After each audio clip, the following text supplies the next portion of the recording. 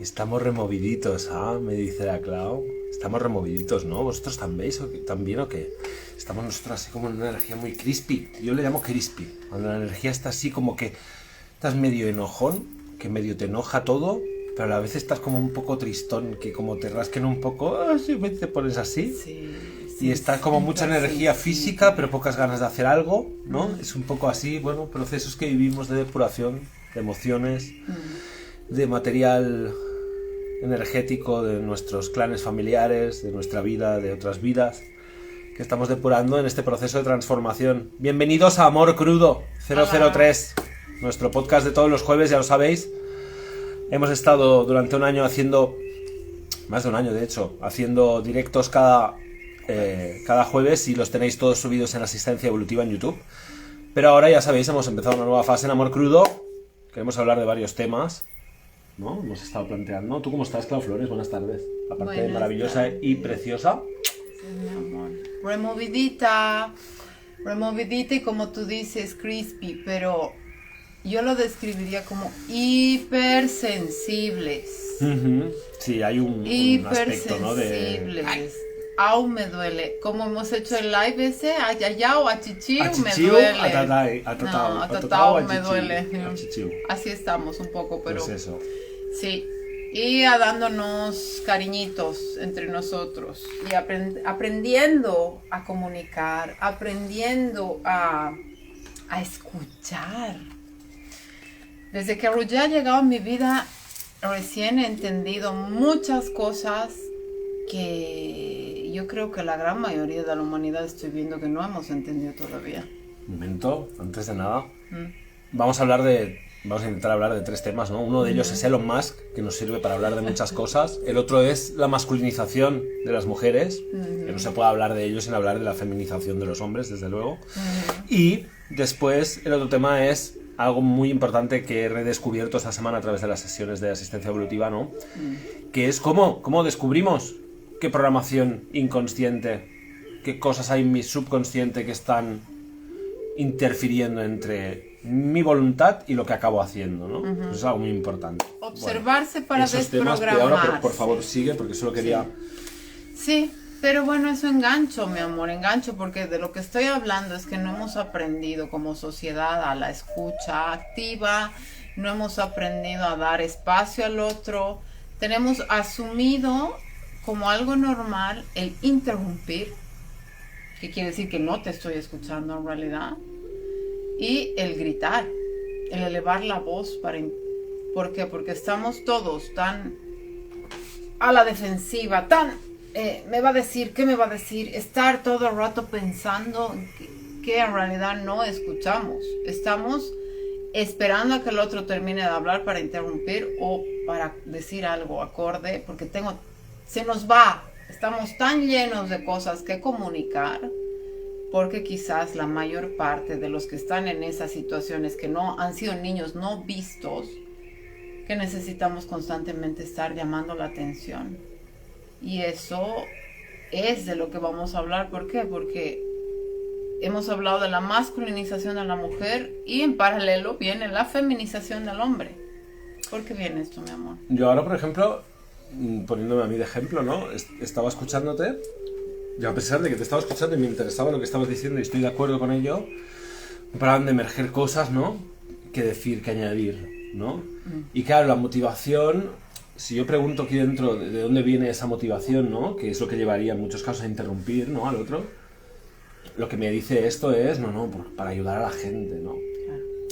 Pero no es verdad, porque para ayudar a la gente no puedo esperar a que tú acabes. Si el para ayudar a la gente es tan importante para ser visto como el que ayuda a la gente, ¿no? Yo hago ese apunte, ¿no? Me lo hago pone encima el del otro, ¿no? O sin llegar a reflexionar sobre el del otro, solo usando el del otro como pie, para darme pie. Exacto. Para entonces todos vean, mira, como el Roger sabe ayudar a la gente, ¿no? Exacto. Que al final de cuentas... Imagínate, yo llevo un montón de años trabajándome y ese impulso sigue ahí, ¿eh? Sigue ahí. O sea, lo único que puedo haber ganado con los años es la capacidad de observarlo cuando se manifiesta y algunas veces llegar a verlo antes de que, ¿no? Antes de la acción. Pero forma parte del sistema de supervivencia del monete. No fui visto, no fui escuchado. lo que yo decía no parecía importante, por lo tanto tengo como una sensación de que tengo que promocionarme, que tengo que... hay otra palabra, que es más adecuada, pero no me sale. Reivindicar. ¡Ay! Es esa palabra. Muy bien, gracias. Que tengo que reivindicarme y reivindicar lo que yo sé y reivindicar lo válido que soy o lo bueno que soy, ¿no? Entonces está mi vida. En esa reivindicación constante, claro, lo que el otro está diciendo, cómo se siente el otro, desde dónde viene, el comprender algo que yo todavía no comprenda al escucharle, queda en un segundo plano. En realidad todo el mundo, y eso pasa en general, en los trabajos, pasa en los medios de comunicación, pasa en las familias, pasa en todo tipo de entornos. Todo el mundo está como viendo a ver cuándo me toca a mí el micro, a ver cuándo me toca a mí el momento de tener la atención de los demás, porque en ese momentito, ¿no? Y se notan todo el tipo de recursos que generamos. Uno es el humorista, porque así tapa dolor y gana simpatía, ¿no? Por ejemplo, lo digo porque yo era el humorista, entre otras cosas, ¿no? Otro es el datos, el listillo, también tenía mucho de eso yo, ¿no? Saber mucho de muchas cosas, pues te permite también tapar, ocultar la vergüenza, la timidez o lo que sea, y hacerte interesante, los demás piensan, qué inteligente, qué cultivado, ¿no? Entonces hay todo tipo de estrategias que usamos. Sí, estáis oyendo la percusión de Carlota en el sofá. Bonita. Pues eso, ¿no? Un montón de estrategias que usamos pues para no estar presentes sosteniendo la situación en la que estamos, seamos en ese momento nosotros el aparente protagonista de ella, o seamos en ese momento nosotros el aparente espectador de la situación, ¿no? Porque sigue siendo mi presencia y lo que Dios o mi consciencia está poniendo aquí ahora, manifestando. También puede ser que hagamos esto, en nuestro caso que somos tan geeks. A mí yo me he dado cuenta de que viene una idea, sí, y tenemos la idea, la sensación de escasez, de que si viene una idea, ¡ay! Es una idea brillante, por favor, tengo que decirla porque si no se va a ir, se va a escapar. Vivimos una especie de impotencia / miedo a perder la idea, a perder la información, a perder el hilo. Yo no he tenido otra opción, he tenido que mejorar mucho en eso, aunque todavía me pasa y tú lo ves a veces en una sesión o hablando contigo, puedo perder el hilo muy fácilmente porque a veces estoy hilando muy fino precisamente en mi nivel de presencia y coherencia energética para poder bajar esa información a la que llego justito por mi nivel actual de conciencia, y entonces cualquier pequeña interrupción te quita de ahí, ¿no? ¿No será eso que en realidad hacemos todos porque no queremos estar en un estado vulnerable de quizás, tal vez, no lo sé?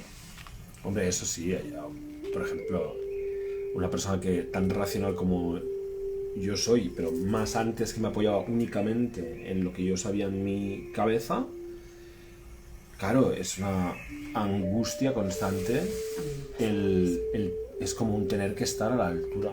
¿A la altura de qué? Nadie lo sabe excepto uno mismo, que es el que se ha puesto esa barra ahí, que bueno, tengo que demostrar siempre que estoy siempre guay, que tengo una respuesta, que sé, que no me pillan en falso, que no estoy... Porque entendemos que seguridad es una apariencia de tenerlo todo ligado, lo cual es muy ridículo, porque cualquiera que tenga alguna sabiduría en la vida sabe que no tiene nada controlado.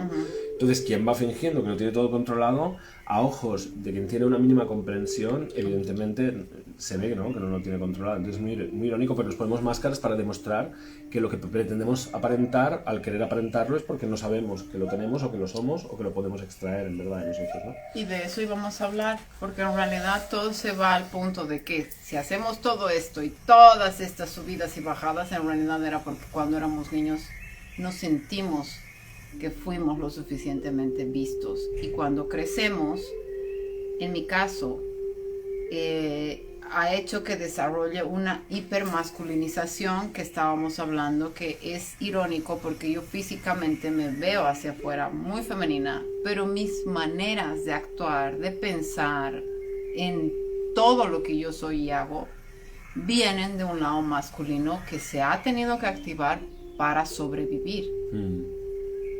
¿No? Hay que entender algo, que la polaridad masculina, todos tenemos polaridad masculina y femenina.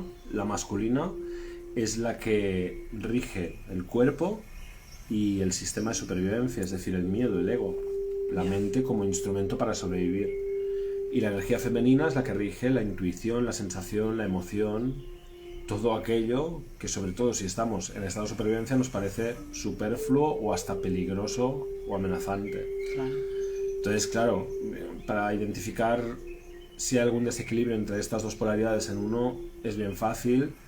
Si tiendes a pegarte muchísimo, incluso a cosas que te dañan, tienes un exceso de energía femenina.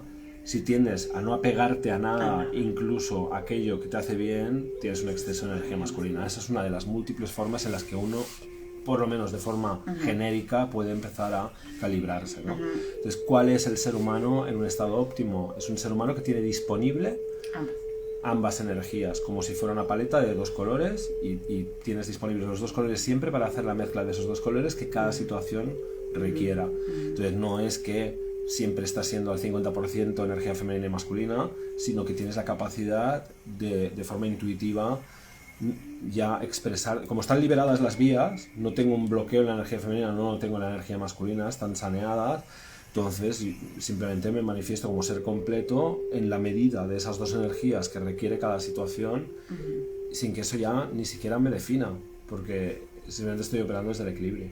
Sí. No estoy operando ya desde programas restrictivos que me hacían creer que mostrarme demasiado sensible o vulnerable es una debilidad o me pone en peligro porque eso es lo que yo viví cuando era pequeño, por ejemplo. Exacto. O no me estoy colgando de personas que me maltratan, justificándolas para mantenerme ahí, en el caso de la energía femenina tóxica, ¿no? O sea, herida en realidad, para seguir en ese patrón traumático, retraumatizante de lo que viví cuando era pequeño, ¿no? Son las dos estrategias distintas, ¿no?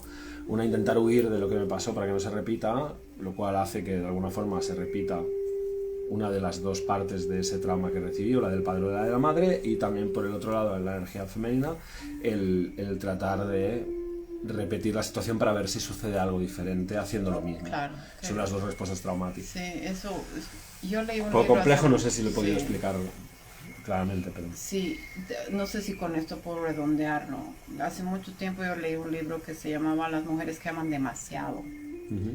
Y en él, en resumen, porque es más largo, pero lo que decía es que las mujeres que hemos vivido o sufrido abandono por parte de papá, porque es muy importante la figura masculina sana en nuestro entorno, que no le estamos dando la importancia, y es por eso que tenemos mujeres hiper alertas, hiper masculinizadas, hipercríticas y incapaces de relajarse en sí.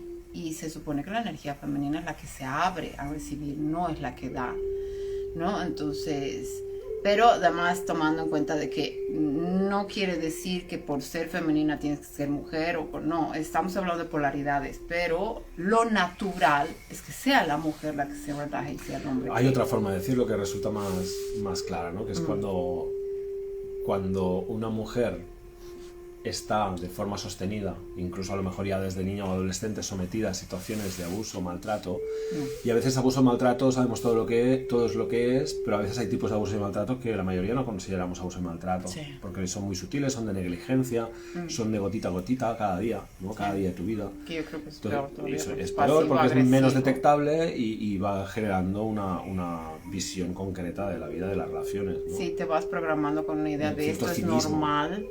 Es normal ser cínico, es normal no esperar lo bueno de las personas, es normal esperar lo malo. Cuando una mujer a base de sufrir eso, lo que emerge como recurso natural es irse posicionando en un estado de supervivencia. Para ello, ¿qué haces? Pues sacas el jefe de seguridad. El jefe de seguridad es el lado masculino, internamente. A lo mejor a la gente que hablemos de femenino y masculino le rasca un poco y yo precisamente por eso lo hago y no hablo de yin y yang. Porque yin y yang me parece que muchas personas lo pueden volver a algo más abstracto.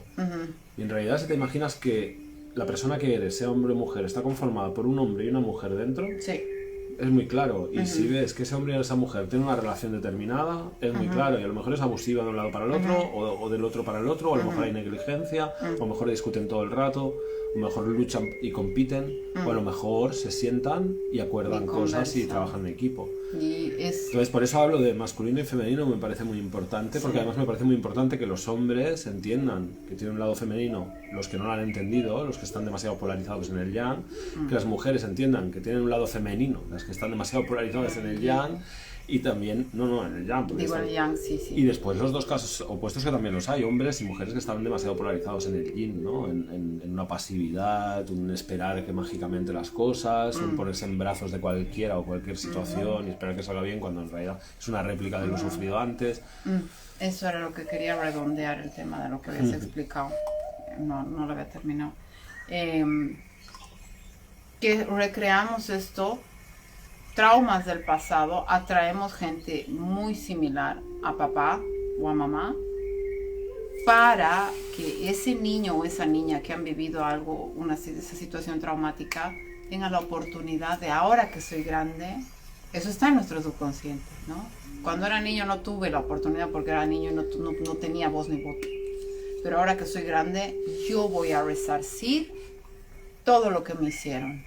Entonces recreo una y otra vez y atraigo las mismas personas una y otra vez. Y fíjate algo que yo no he escuchado nunca, pero lo he observado muchas veces, que es que a veces he llegado a una etapa de mi vida en la que ya no soy ni siquiera capaz de atraer a personas que tengan las características abusivas que solían formar parte de esa constelación en la que yo era abusado y que inconscientemente desde el trauma buscaba recrear, ¿no? ¿Cómo la buscaba recreando? Asociándome con personas que cumplían el perfil de las personas que me rodearon o que me proporcionaron esos traumas, ¿no? Llega un punto en que si dejo de atraer esas personas porque inevitablemente por el hecho de ir avanzando en la vida y haberme encontrado 4 cosas, de haber llorado por ahí, haber vivido una experiencia por ahí, me he limpiado algo, voy a ser yo el que voy a empezar a asumir actitudes tóxicas que imitan las de aquellas personas que solían ser mis agresores o los perpetradores de ese abuso hacia otras personas para poder generar un entorno familiar, una zona de confort. Si mi zona de confort es el abuso, yo no he hecho consciente eso, incluso si ya no hay factores de abuso en mi entorno, entonces, ¿dónde deberé buscar el factor de abuso? En mí. Y es probable, ese abuso empieza seguro de mí hacia mí, pero se va a extender a mi entorno. Exactamente.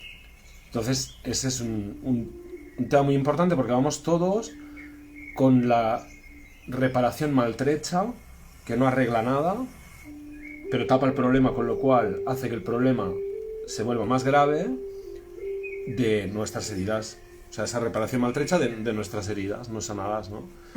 Racionalizamos, inventamos la historia que nos convenga aquí en la cabeza y no acabamos... A mí me costó por lo menos muchísimo tiempo darme cuenta de que más allá de la historia que yo me esté contando hay una realidad en mi cuerpo, en mi organismo, en mi campo emocional, en mi programación.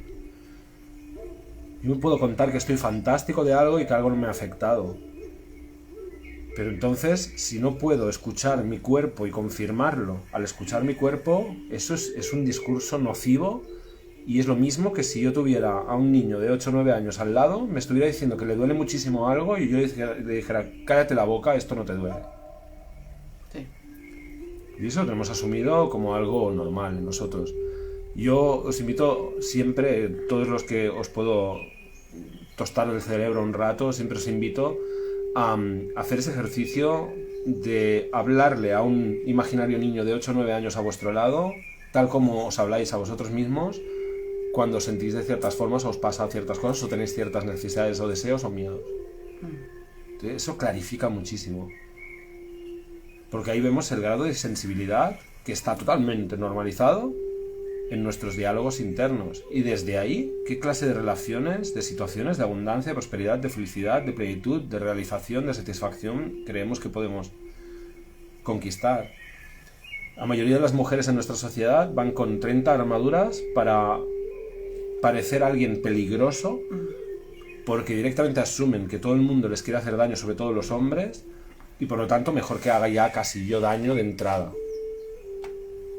Y hay muchas formas de hacer daño. A veces es que a lo mejor estás haciendo el amor con un hombre que de verdad le gustas y de verdad siente algo por ti, de verdad te ama y te respeta, y que tú a lo mejor te rías cínicamente como y todos decís lo mismo, todos sois iguales. Es un ejemplo, ¿eh? Y eso daña. Pero hay miles y esas cosas dañan. Y dañan y contribuyen a resentimientos de un lado para otro y del otro lado para el otro. Y alguien tiene que parar eso. No solo para la que recibe, sino para la que está diciendo eso.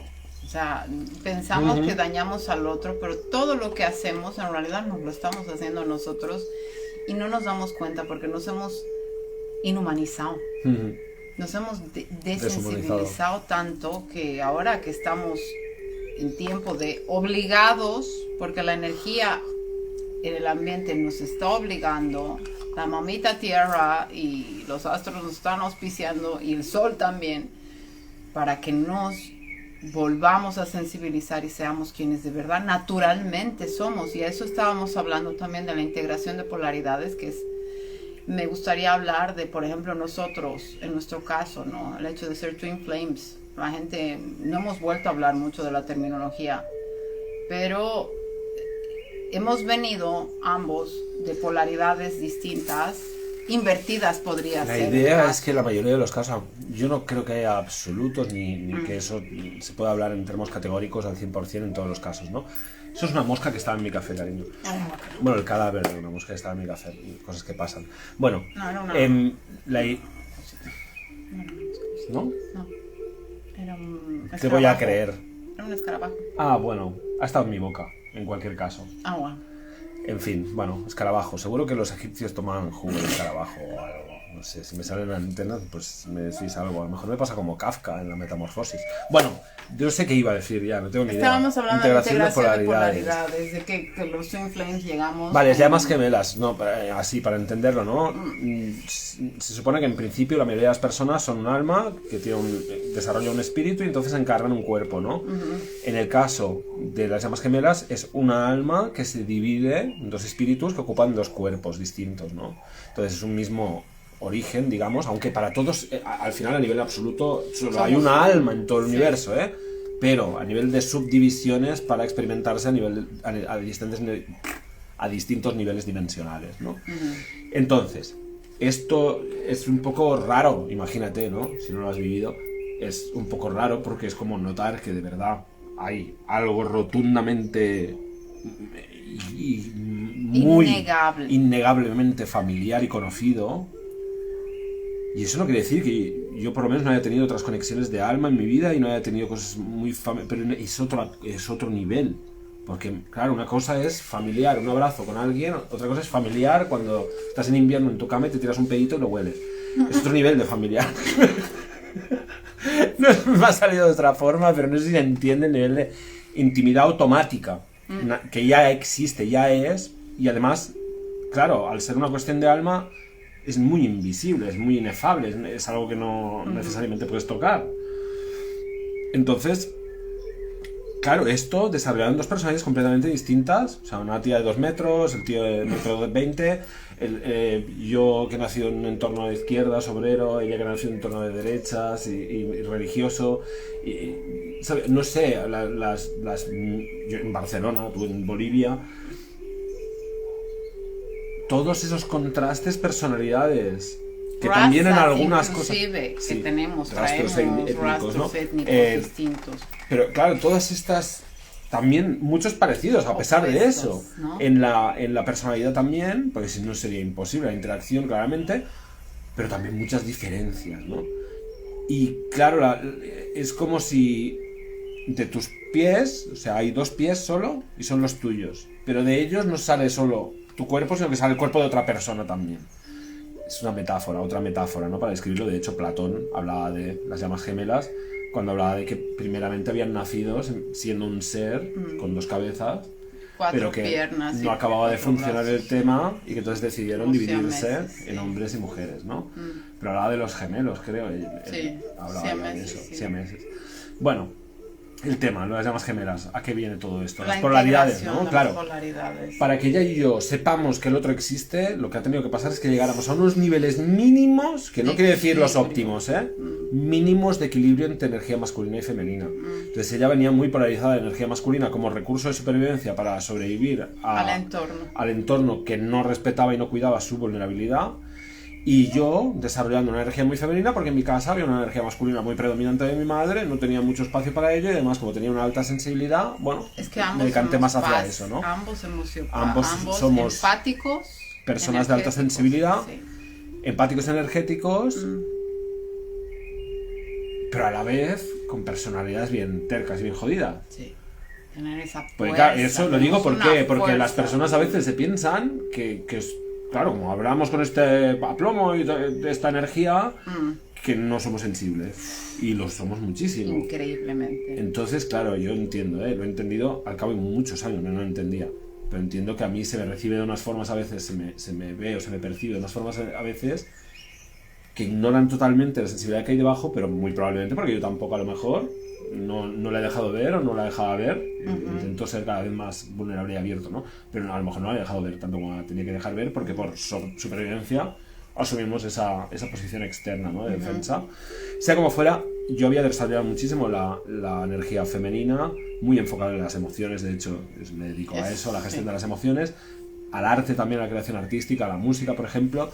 Y ella se había desarrollado mucho en lo masculino, incluso en términos de carrera universitaria, incluso en términos de deporte.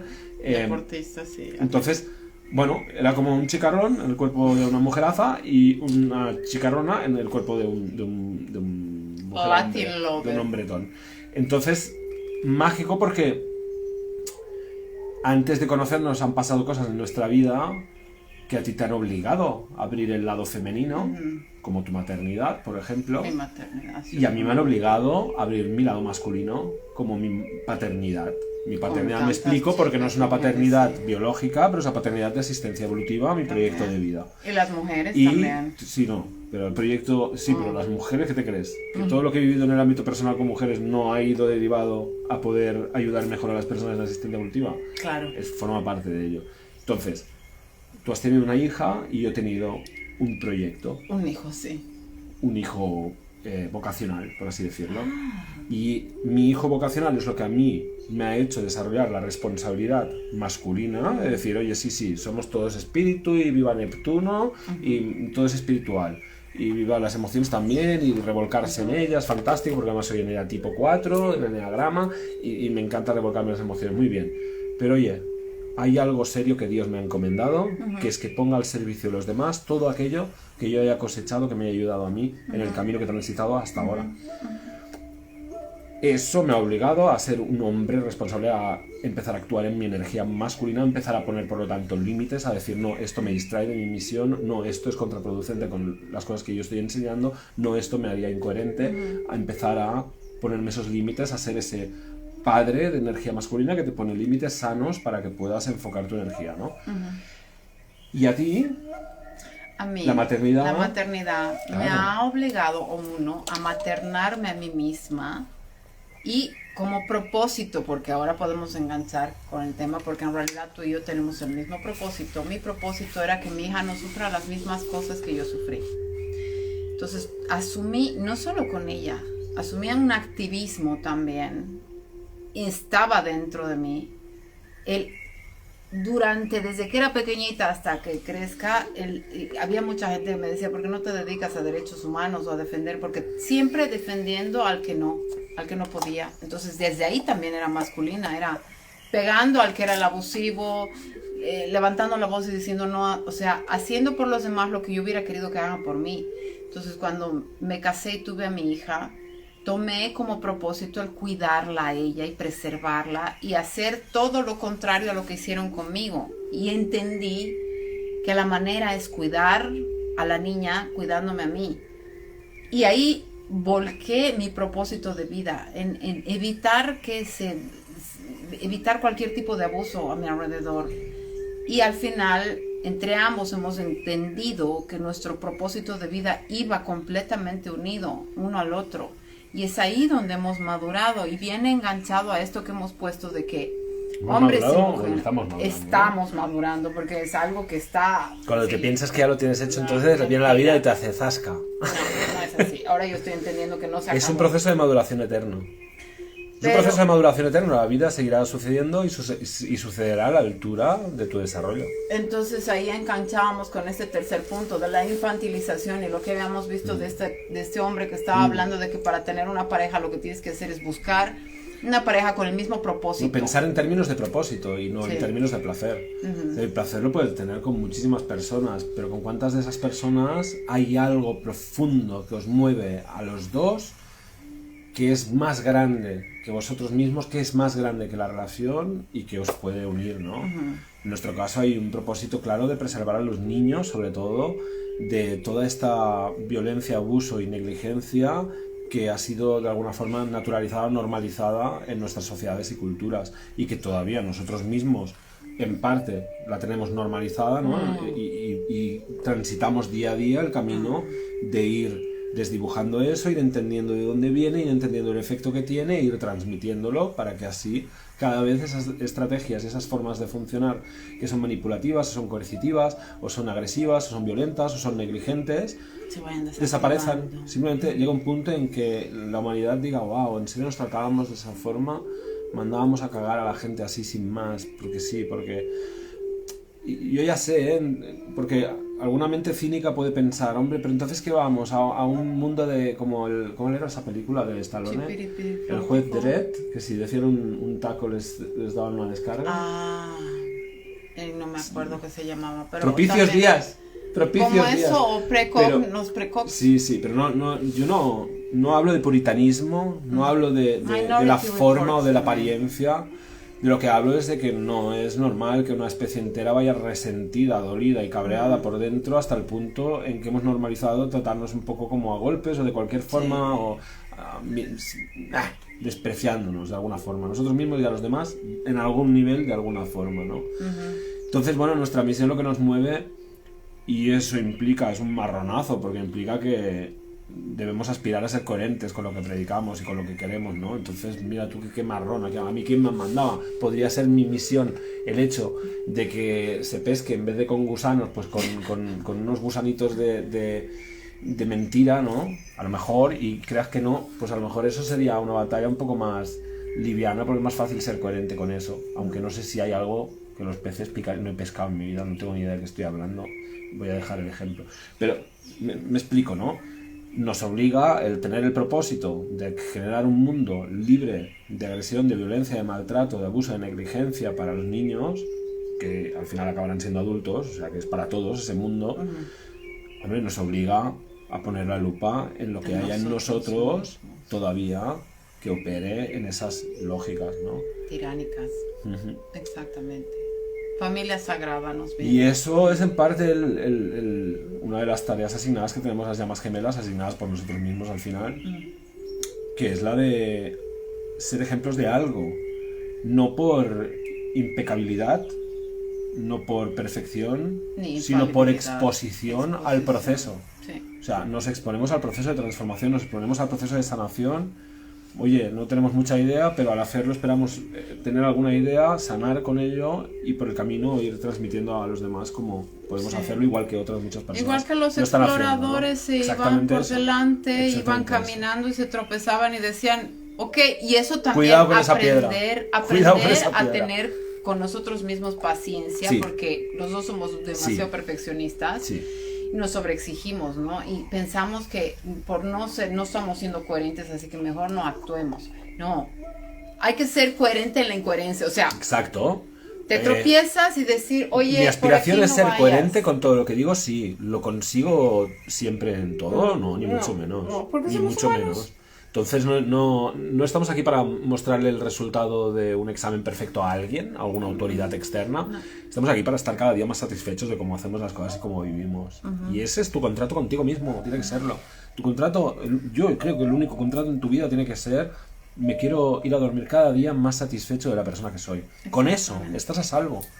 Estás a salvo, porque incluso si lo pervirtieras y empezaras a justificarte para tratar de extraer satisfacción de quién eres a través de hacer cosas que en realidad no te satisfacen, ¿cuánto te duraría eso y cuánto tardarías en tener que enfrentar qué es exactamente lo que me hará sentir satisfecho de mí? Exactamente, y ese es el camino espiritual, el ser más humanos que nunca. Exacto, no es irse ahí lejos, evadirse, sino encarnar, incorporar esto más plenamente que nunca, a pesar del miedo, de las inseguridades, de las incertidumbres. Caerse, embarrarse, levantarse, limpiarse, sacudirse, seguir avanzando otra vez, y vamos a seguir cayendo porque nadie antes, hubo alguien que hizo el camino antes que nosotros y estamos intentando imitar y emular, pero cada uno tiene que encontrar su propio camino, su propia evolución, llámalo así. Sí. Y ahí enganchamos con el tema siguiente, que hemos hablado de observarse para desprogramarse. A mí es que es una cuestión muy técnica y muy útil, muy práctica, una herramienta, ¿no? ¿Por qué, Roger, si yo pienso así y decido asá, por qué acabo haciendo cualquier cosa que no tiene nada que ver, o acabo haciendo lo contrario, me acabo saboteando, acabo disparándome en el pie, acabo diciendo eso que había dicho que no quería decir, o acabo... ¿Por qué? Si yo tengo una voluntad, que en teoría es una voluntad libre, yo decido algo, ¿no? ¿Qué pasa para que después mi acción salga de otra forma o sea otra, que no encaja con eso? Bueno, tenemos el subconsciente. Aquí en la mente hay un 1%, 2, 3%, hay un porcentaje muy pequeño de tu mente que es el porcentaje del que tú más o menos controlas el contenido. Si tú ahora piensas, pues te pregunto, ¿qué piensas acerca de las bicicletas? Tú recurrirás a esa parte del cerebro para explicarme lo que tú conscientemente sabes que piensas de las bicicletas, ¿no?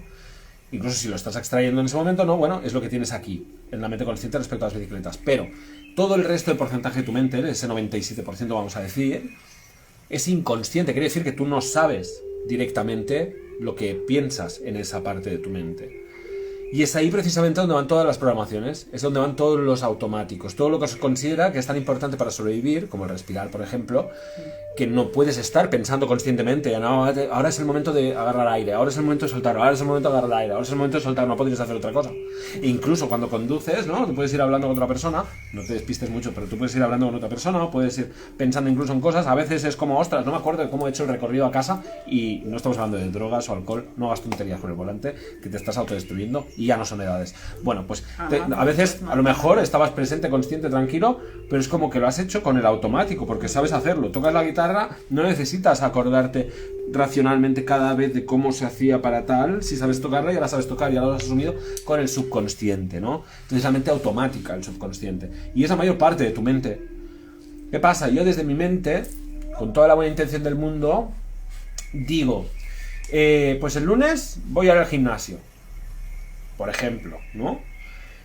Y entonces mi mente subconsciente dice, ¿para acá vas a ir tú al gimnasio el lunes? Hombre, pues si fueras al gimnasio, dejarías de ser quien eres, porque tú sabes quién eres, ¿no? El que nunca hace lo que dice que va a hacer, el que se compromete y después se falla a sí mismo. Entonces tú no quieres irte de la zona de confort de saber quién eres y dejar de saber quién eres yendo al gimnasio. Por ejemplo, es solo un ejemplo de un diálogo que podría darse entre la mente consciente, voy a hacer esto, y la mente subconsciente, por aquí que lo vas a hacer.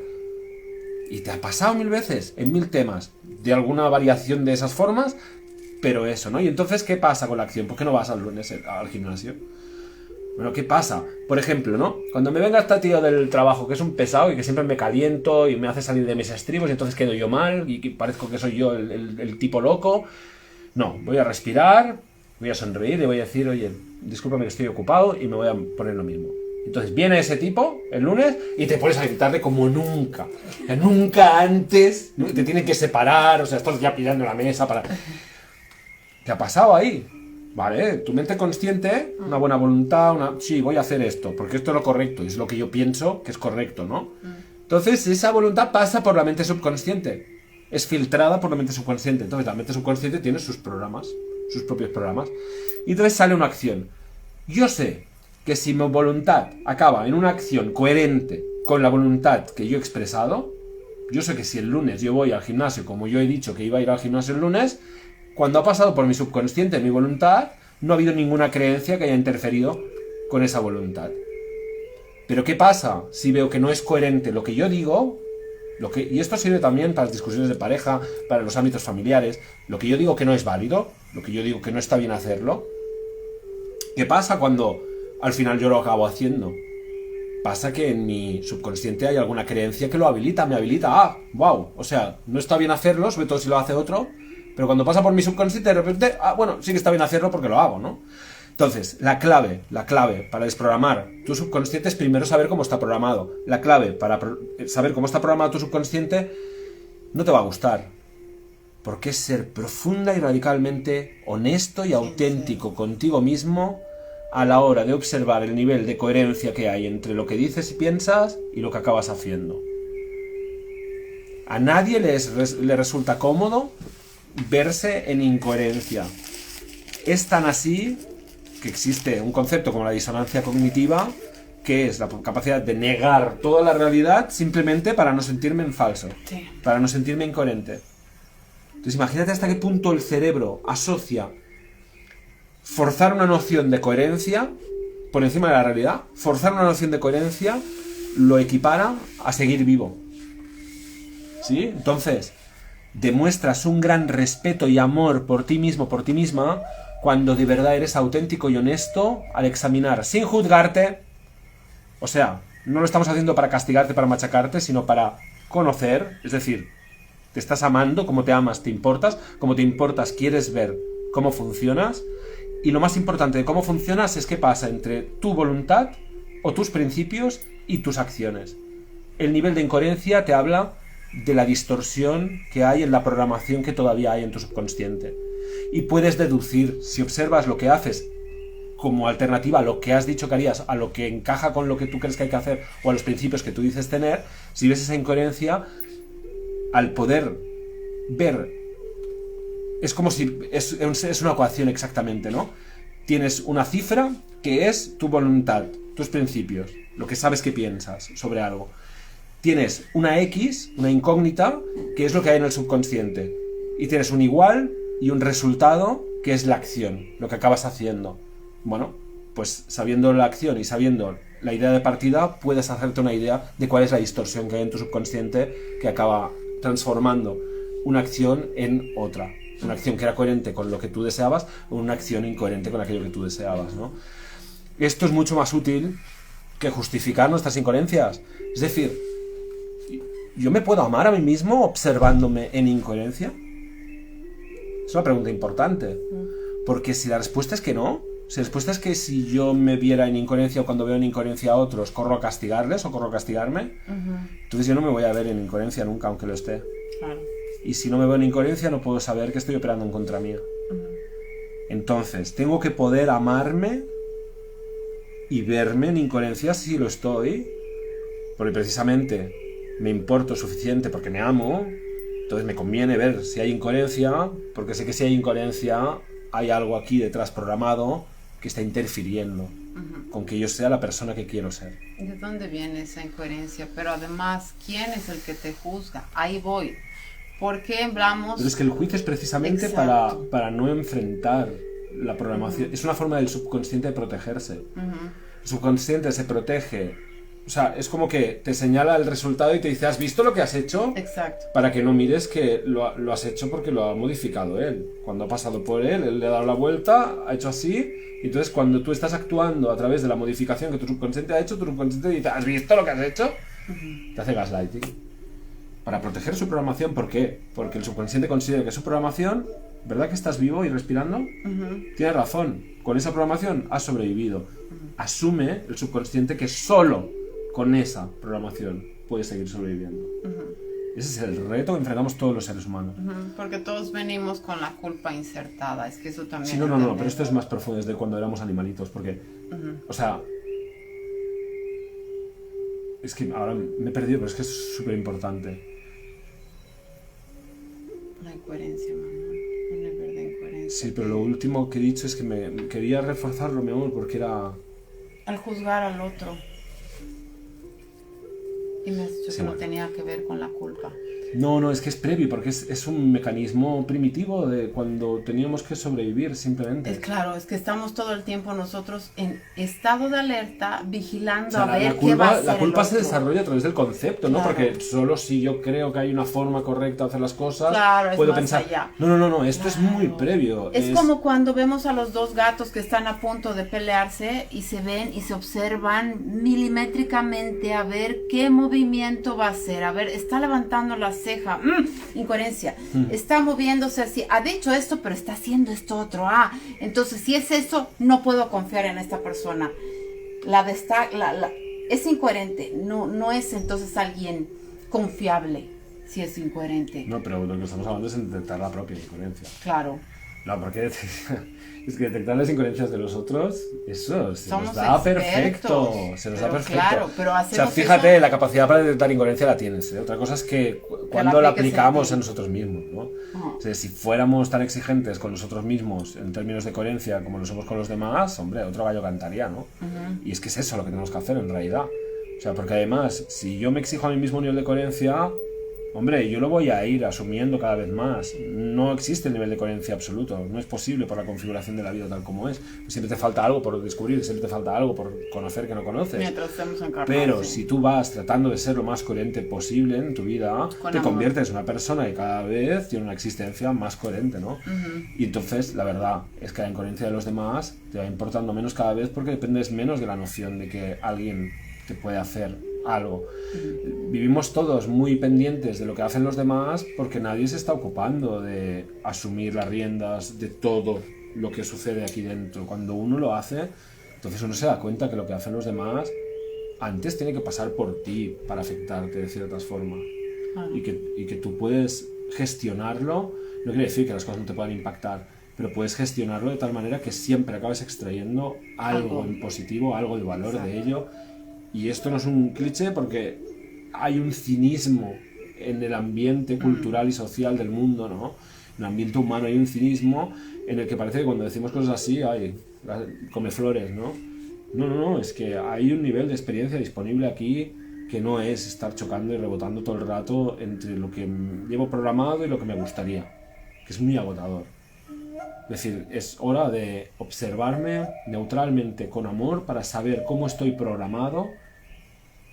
Y si veo que estoy programado de formas que afectan negativamente mi salud mental, emocional, física o la de otros, o sea, me corrijo en ello, porque después, ay, ¿cómo me reprogramo? No, es que una vez tú haces consciente que estás programado para creer algo, para creer que te conviene limitar muchísimo el grado de confianza que extiendes a cualquier persona porque si no te harán daño, por ejemplo, cuando tú ya ves que estás programado de esa forma, entonces, amigo, Observar. tú ya has visto, estás programado de esa forma y entiendes que estar programado de esa forma evita cualquier posibilidad de tener vínculos sanos. Entonces ahí te tienes que corregir. Claro, al estar programado de esa forma habrá tensión. Tu programación te dirá, no vayas, no te abras, no cuentes. Pero tú tienes la libertad de ir por encima de esa programación, que sea temblando, y hacerlo con calma y con ojo, con vista, ¿no? Pero ir saliendo de lo que tu mente te dice que es seguro, ¿no? Porque si no estamos sujetos al miedo y no hay avance posible. Y es por eso que en vez de ir por el miedo es exponer tu incoherencia con amor, como hemos puesto aquí. Exacto, y la forma, lo que decías, ¿no? La forma de ser coherente siempre Es saber qué es que si eres incoherente, estás siendo coherente, en eso he sido diciendo soy incoherente. incoherente. Exacto. Y es lo que yo te he dicho la anterior vez, ¿no? Mi amor, me he dado cuenta que estoy siendo incoherente. Y me has dicho, ok, estás siendo coherente porque acabas de Es decir irónico, tu pero en el momento incoherencia. en el que aceptas tu incoherencia, estás siendo coherente. Entonces, esto no lo acabamos de entender, pues es un juego de niveles, ¿no? Pero no importa, en realidad, más que tú puedas volver cada vez a la sinceridad. O sea, te puedes haber ido de excursión porque te has confundido, te has creído una creencia limitante, tal cual, pero en algún momento, para estar en paz, tienes que volver a la sinceridad contigo y contarte lo que ha pasado de verdad. Y no justificarlo, no culpar a otros, no excusar, no sé. No, lo que ha pasado es que he pensado esto, me lo he creído, me he sentido de esta forma, he tomado esa decisión, he hecho esto. Una acción, tal cual. Porque es así, cuando vemos lo que se llega a desencadenar aquí, si no estamos atentos, que empezamos a tener una motivación real para estar más atentos y más presentes y empezamos a hacerlo. Y eso vendría a ser lo que ocurre entre tu voluntad y tu acción, que es todo lo que has explicado. Yo creo que con Sí, eso yo creo que cerramos. también. Elon Musk. Elon Musk, era solo un tema tonto, en realidad lo quería Sí. abrir con Elon Musk, Para acabar. pero nos sirve, ¿no? Porque Sí. Elon Musk ahora resulta que para algunos es el salvador de todas las cosas Y para otros es el y para otros es el anticristo directamente, ¿no? Yo estoy un poco cansado de vivir en tiempos medievales, Ya. en los que todo es quemar a alguien a la plaza del pueblo o venerarle como si fuera un enviado de Dios.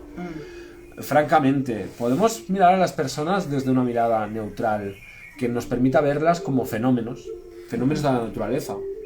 Es decir, yo miro Marte o Júpiter Ya. y veo un fenómeno de la naturaleza. Miro un árbol, veo un fenómeno de la naturaleza. Veo un colibrí, veo un fenómeno de la naturaleza. Veo a Elon Musk, veo un fenómeno de la naturaleza.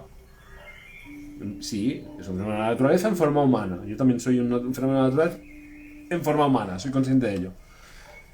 Pero da igual, también me observo a mí mismo como un fenómeno de la naturaleza. Ajá. Y a mi santa mujer. Y hasta la mosca de mi café. Entonces, ¿podemos observar la vida como fenómenos de la naturaleza sucediendo? Porque si no somos muy pedantes, si somos muy prepotentes y somos incapaces de ver la vida más allá de nuestro sistema de creencias. Entonces yo tengo un sistema de creencias y ese sistema de creencias es todo lo que yo estoy viendo porque lo coloco cuando estoy viendo a Madonna, lo coloco cuando estoy viendo a Elon Musk, lo coloco cuando estoy viendo a Will Smith, lo coloco cuando estoy viendo a mi yerno, lo coloco cuando estoy viendo a mi compañero de trabajo, lo coloco cuando estoy viendo... Entonces lo que acabo viendo siempre es mi sistema de creencias. Es lo que yo ya pienso, lo que yo ya pensaba, que probablemente muchas veces no lo he elegido yo, sino que es lo que ya pensaba mi entorno, o la respuesta rebelde mía a lo que pensaba mi entorno. Eso. Entonces, me sirve Elon Musk, es una tontería, pero me sirve Elon Musk como cualquier otro. Puedo observar a Elon Musk y sin evaluar si es bueno o malo. Ese es el asunto. Observarlo como ser humano.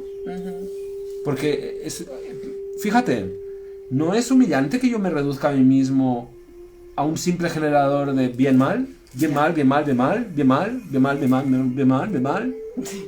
¿Eso es un ser humano? O sea, tenemos un cerebro así de complejo solo para mirar cosas y decir ¡ah, anticristo! Para decir ¡ah, Salvador! A mí me deprime, lo siento. Me toca los huevos y me deprime. Porque no, o sea, no entiendo. No hay nadie ya que se sienta a observar nada, ni ningún tipo de realidad, con un poco de discernimiento y con alguna intención que no sea extraer una conclusión, una sentencia, un juicio final. Eso mismo, yo estoy viendo que me estoy limpiando y no es... O sea, no podemos acabar de hablar de Elon Musk sin acabar concluyendo que en efecto sí, es el juguete más preciado de la Agenda 2030 y nos va a meter a todos chips en la cabeza, o sin acabar definiendo que sí es el adalid de la libertad de expresión y nos va a salvar. O sea, es imposible hablar ya de las cosas sin polarizarse, sin ir a conclusiones y a juicios que nunca son los correctos, porque la realidad nos demuestra una y otra vez que es matices, y más capas de matices y matices y matices. Y cuando te crees que algo es del todo esto, entonces ves de repente que es un poco lo otro también. Y cuando te crees que algo es mucho de lo otro, entonces ves que es un poco de eso. Entonces, Elon Musk me sirve como ejemplo de persona neutral, como lo eres tú, como lo soy yo, como lo es ella, como lo es Will Smith. Personas neutrales. ¿Neutrales por qué? Porque hasta que tú juzgas, todo es neutral. Entonces, personas neutrales que te sirven de espejo. Entonces, fíjate, a partir de ahora, cuando te dé por opinar de alguien, de cualquiera que veas en una pantalla, de cualquier persona conocida, o incluso de alguna persona de tu círculo, en realidad estás hablando de ti. De alguna forma estás hablando de ti. Estás criticando algo de esa persona. Busca. No, pero si yo no me parezco en nada a Elon Musk. Me da igual. Busca en qué te haces una crítica parecida, o a lo mejor te la tendrías que hacer y no te la haces a ti, se la haces a otros. Hay algo que adoras, aprecias de alguien, que te hace verle como superior a ti, superior a los demás. Bueno, mira qué cualidades tuyas has dicho que son demasiado buenas para ti y las has convertido en algo del más allá y se las has proyectado a alguien ahí fuera, ¿no? Vamos a asumirnos y asumirnos. Es más fácil si nos damos cuenta de todo lo nuestro, luminoso y oscuro, todo lo nuestro que vamos metiéndolo encima a cualquiera que pase por delante. Porque es más cómodo verlo ahí que aquí. Y entonces a lo mejor podemos aprender algo de cualquier ser humano. Y yo, por ejemplo, de Elon Musk aprendo que no tienes por qué caer bien. Que seas quien seas, puedes decir lo que piensas sobre las cosas. Que no puedes comprometer eso, de hecho, para respetarte a ti mismo. Y que el día puede tener 56 horas, si quieres. Eso todavía no sé cómo lo hace, pero ¿Con 9 hijos? Con 9 hijos, además. Y, bueno, ¿qué te cuento? Millones. Satélites, y chips, y androides, y lo que es, y coches, y lo que sea, y cohetes. A mí me da igual, yo estoy encantado de vivir en una época en la que hay personas así. Es la verdad. Yo creo que hacen la película mucho más interesante. Sí. Entonces, ¿a quién le importa si yo creo que es malo o bueno Elon Musk? ¿Qué cambia? ¿A quién le importa nuestro juicio? ¿Qué tal si vivimos la experiencia más allá del juicio? Que es, wow, la realidad, la vida, el contraste, las diferencias, todo, los potenciales, ¿no? que a lo mejor es un poco como viven los niños, ¿no? Maravillados del que puede ser y del que es, y no tanto con agendas políticas o ideológicas en la cabeza. Además, y después tú, si recortar. confías en ti, perdona, Sí. eres libre en cada momento de decidir qué te pones dónde y qué no. Sí. Y ya está. A mí me gusta eso de Elon Musk, porque si tú lo ves, es un niño que se fascina con todo y es caprichoso en el sentido de voy a hacer esto y no se recorta. ¿Qué es lo Exacto. que hace el ser humano? Es desacomplejado. Vas creciendo, vas volviéndote adulto y te vuelves políticamente correcto. Sí. Cuando el ser políticamente correcto quiere decir que cortes partes de ti porque crees que van a caer mal, porque crees que te van a mirar mal. Automutilarse. Y te vas mutilando, ¿no? Ay, no va a pensar esto de mí. Ay, no. Y eso estamos pasando ahora mismo con mi hija, que mi hija me dice que tiene miedo a comunicar ciertos tipos de cosas porque va a ser mal vista. Y eso yo lo estoy viendo en mí misma, con él. Él apareció en mi vida. Ha sido mágico, maravilloso, por 2 meses. Después han empezado las programaciones a activarse. Y ahí ha empezado la Claudia me miras por esto, ahora esto, y no sé qué, y estar hipervigilante. Y claro, y veo en él todo lo que yo he recortado en mí, ¿no? Por ser políticamente correcta, por agradar a mamá, a papá, al profesor, y nos vamos recortando y vamos volviéndonos amargados. Entonces fíjate, pero esto es muy valioso a la hora de verlo, ¿no? Cuando yo muestro desacomplejadamente y de forma integrada alguna capacidad, cualidad mía, o característica simplemente mía, que ella por lo que sea ha reprimido, ha retenido, porque era mal juzgada en su entorno, lo más probable, no porque sea ella o yo, esto en cualquier caso, lo más probable es que la persona que tiene esa cosa que el otro está exhibiendo con naturalidad, recortada o reprimida, reaccione de cierta forma, ¿no? Claro. Pero es como, hombre, no me llevo yo años reprimiendo esto, lo que sea, ¿no? Para que vengas tú ahora y lo muestres aquí con total naturalidad. Con tu desparpajo, sí. Exacto. Entonces, fíjate, yo soy presa de mi propio juicio. Cuando viene alguien que no tiene ese juicio y por lo tanto es libre de eso, yo lo resiento porque queda demostradísimo que yo también soy libre, pero no me lo estoy habilitando.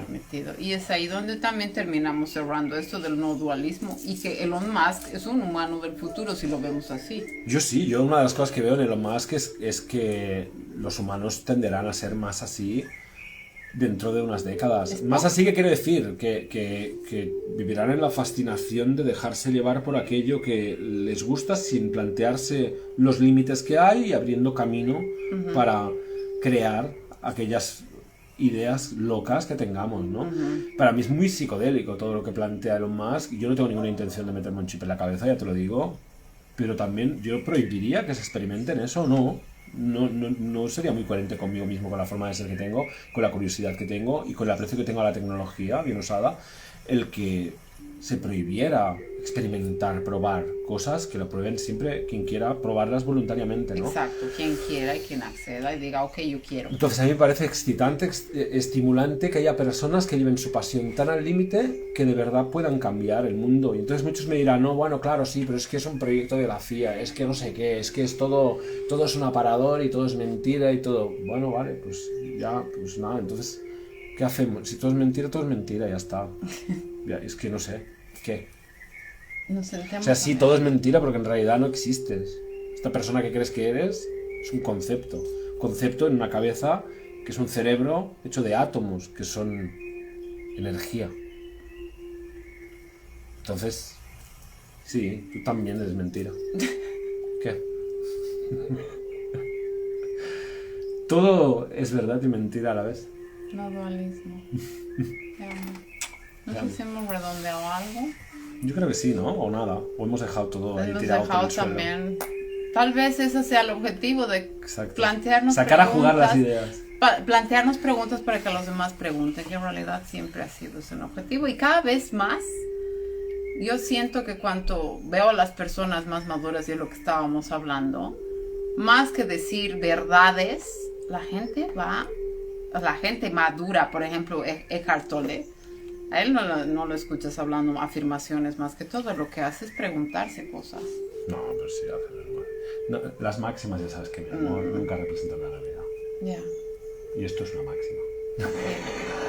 Qué irónico, ¿no? Sí. He hecho una máxima para decirte Sí, que las máximas no son representan... máximas. Las máximas nunca representan la realidad, Claudia. Ya, máxima No te quedas. Yo seguiré haciendo afirmaciones. Hay cosas que yo las siento. Yo ya lo sé. A veces pienso yo, mi ego piensa. Oye, ¿no debería ser un poco más suave, preguntar más, afirmar menos? Y a veces incluso me respondo sí, sí. Y probablemente con los años lo hago más cada vez. Sí. Pero oye, es que si me sale a afirmar cosas porque las siento aquí visceralmente en mis células y quieren ser dichas, lo voy a seguir permitiendo. Y espero que también cada vez con más alegría. Sí, eso. Con alegría y menos pesar. Menos, ay, me estoy defendiendo. En mi caso. Pues nada, bendiciones, muchas gracias por acompañarnos. Amor Cudo. Amor Cudo. Amor Crudo 003. Lo subiremos también como ya están el 1 y el 2 en el canal de Asistencia Evolutiva. Amor crudo. Mañana tarot, no os olvidéis. Besos guapos y guapas.